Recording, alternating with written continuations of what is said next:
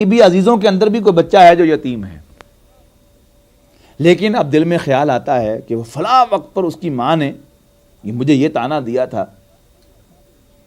لہذا اب اس کی خدمت کرنے پر، اس کی سرپرستی کرنے پر طبیعت آمادہ نہیں ہو رہی۔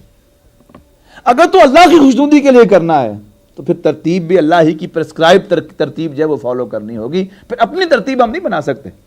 اللہ کی پرسکرائب ترتیب کیا ہے، اللہ کی دی ہوئی ترتیب کیا ہے کہ سب سے پہلے اقربا کا حق ہے، پھر یتیموں کا حق ہے، پھر عام مسکینوں کا حق ہے، اور پھر مسافروں کا، اور دستے سوال دراز کرنے والوں کا، اور غلاموں کی گردنوں کو چھڑانے کا معاملہ ہے۔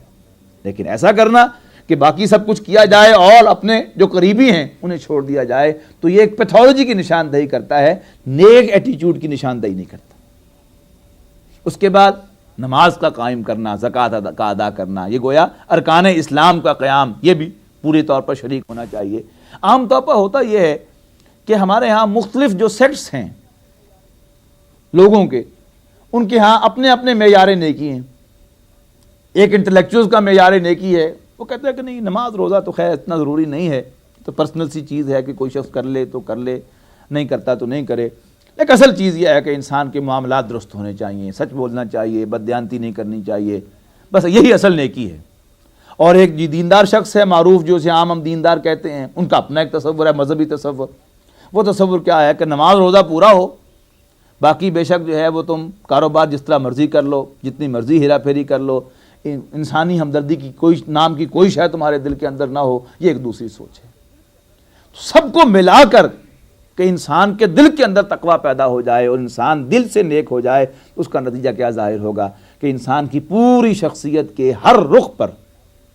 ہر آسپیکٹ میں نیکی ہی نظر آئے گی۔ جس کی میں نے مثال دی کہ آم کا درخت ہوگا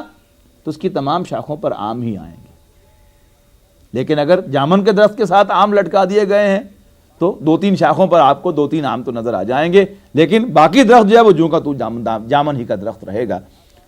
تو فرمایا وَأَقَامَ الصَّلَاةَ وَآتَى الزَّكَاةَ وَالْمُوفُونَ بِعَهْدِهِمْ إِذَا عَاهَدُوا وَالصَّابِرِينَ فِي الْبَأْسَاءِ وَالضَّرَّاءِ وَحِينَ الْبَأْسِ أُولَٰئِكَ الَّذِينَ صَدَقُوا وَأُولَٰئِكَ هُمُ الْمُتَّقُونَ اللهم ربنا اجعلنا منهم۔ یا ایھا الذین آمنوا، اے ایمان والو، کتب علیکم القصاص، تم پر قصاص فرض کیا گیا۔ کون سا قصاص؟ القصاص فی القتل، قتل کے معاملے میں قصاص لینا تم پر لازم کر دیا گیا۔ الحر بالحر، اب قصاص کسے کہتے ہیں؟ خون کا بدلہ خون، یعنی کسی نے آپ کے کسی عزیز کو قتل کیا ہے جس کی آپ ولی ہیں، جس کے آپ وارث ہیں، تو آپ کو دین اسلام یہ اختیار دیتا ہے کہ آپ 3 میں سے کوئی راستہ اختیار کر لیں۔ اسلامی ریاست کی یہ ذمہ داری ہوگی کہ وہ آپ کے مجرم کو، جو بھی آپ کے اس عزیز کا قاتل ہے، اس کو لا کر آپ کے سامنے کھڑا کر دے۔ اب آپ کو یہ اختیار حاصل ہوگا کہ چاہیں تو آپ کہیں کہ نہیں، میں اس سے ایسے ہی بدلہ لینا چاہتا ہوں، اس نے میرے والد کو قتل کیا، میں اس کو قتل کرانا چاہتا ہوں، تو اسلامی ریاست اس کو قتل کرے گی۔ اگر کہے کوئی شخص کہ نہیں، میرے والد تو اللہ کو یہی منظور تھا، وہ قتل ہو گئے، میں انہیں معاف کرتا ہوں، تو بالکل 100% معافی جو ہے وہ اس کی ہو جائے گی، اس پر کوئی جرم باقی نہیں رہے گا۔ تیسری صورت یہ ہے کہ وہ کہے کہ اچھا ٹھیک ہے، اب میرے والد تو اللہ کو پیارے ہو گئے، لیکن اگر مجھے یہ بلڈ منی دے دیں، مجھے اس کی دیت دے دیں تو میں اس پر راضی ہوں، تو وہ دیت لے کر دینا وہ بھی اسلامی ریاست کی ذمہ داری ہوگی۔ آج کے اس دور میں خاص طور پر یہاں رہتے ہوئے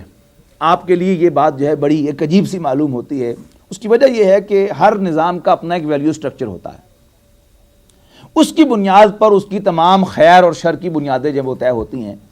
یہاں پر میں سمجھتا ہوں کہ ایک بات جو ہے وہ اچھی طرح آپ کو سمجھ لینی چاہیے کہ 2 معاملات کے اندر، 2 کرائمز کے اندر اسلام کا نقطہ نظر اور رومن لا کا جو یہاں آپ کا قانون ہے اس کا نقطہ نظر بالکل ڈائیگنلی اپوزٹ ہے، ایک دوسرے کے بالکل مخالف ہے۔ وہ 2 معاملات ہیں، ایک ہے قتل کا معاملہ اور ایک ہے زنا کا معاملہ۔ اسلامی قانون کی روح سے، اسلامی دستور کی روح سے، اسلامی نظام حیات کی روح سے قتل جو ہے یہ آفینس اگینسٹ دی پرسن ہے، جبکہ